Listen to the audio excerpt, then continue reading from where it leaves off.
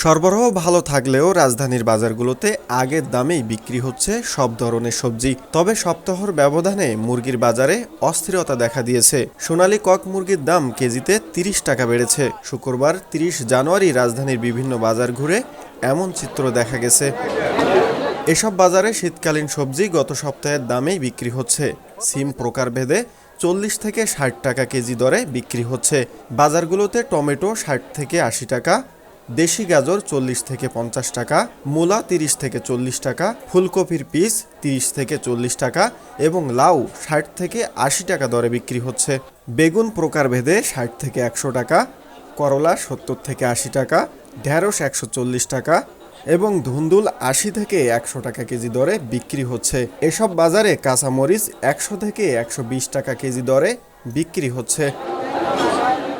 বাজারগুলোতে লেবুর হালি ১০ থেকে ৩০ টাকা, কাঁচা কলার হালি ৪০ টাকা দরে বিক্রি হচ্ছে।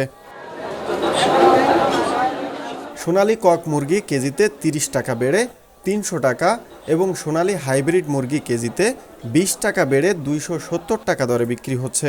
লাল লেয়ার মুরগি কেজিতে ১০ টাকা বেড়ে ৩১০ টাকা এবং সাদা লেয়ার ৩০০ টাকা দরে বিক্রি হচ্ছে। তবে ব্রয়লার মুরগি কেজিতে ১৮০ টাকা এবং দেশি মুরগি কেজিতে ২০ টাকা বেড়ে ৬০০ টাকা দরে বিক্রি হচ্ছে। এসব বাজারে গরুর মাংস কেজি প্রতি ৭৫০ থেকে ৭৬০ টাকা, গরুর কলিজা ৭৬০ টাকা, গরুর মাথার মাংস ৪৫০ টাকা, গরুর বট ৩৫০ থেকে ৪০০ টাকা দরে বিক্রি হচ্ছে।